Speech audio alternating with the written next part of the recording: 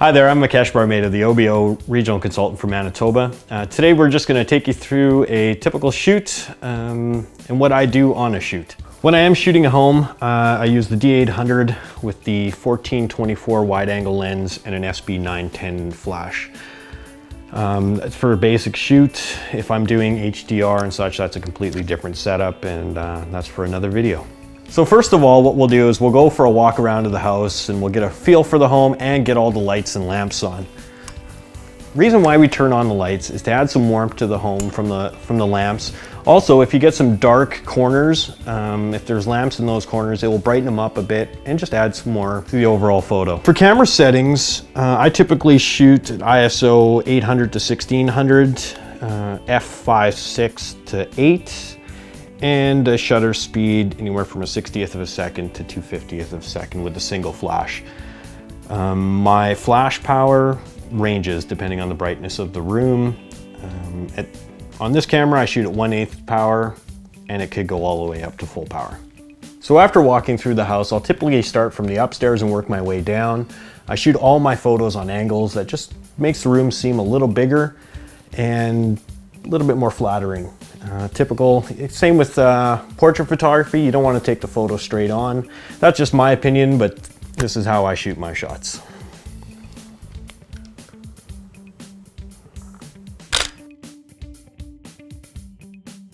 With bathrooms, I shoot them a little bit different. I shoot my bathrooms in vertical as opposed to landscape that most photographers do. I do that just to show, make the bathrooms look a little bigger. I also will take my flash off my camera and I'll put it in remote mode and put it up on the door frame. Be careful because you don't want to knock the door and have your flash fall. But this allows the light to bounce off the back of the wall and light the bathroom. So I'm just going to take that shot. The other thing you want to make sure is that you're not in the mirror. You may have noticed in the master bedroom you saw me kneeling down to shoot. I take all my shots a little lower to show more floor space. It makes the rooms look a little bigger, as opposed to if you're standing up high, you're gonna get a lot of ceiling space, and people wanna see the size of the room, not how much ceiling you have. So I just crouch down.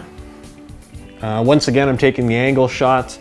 My flash is pointed backwards, so I bounce the light off the walls behind me, and that just softens the light coming over top, and you don't get any harsh bleached out photos like you do when you just use a normal point and shoot camera.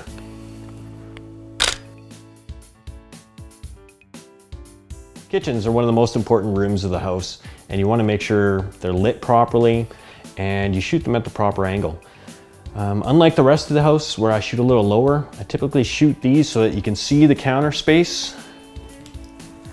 You don't want to be too low, because then you're just going to get the counter and people aren't going to be able to see the counters or the cabinets, the appliances. But you also don't want to be too high once again, because you don't want to show a bunch of ceiling and then cut the countertops off.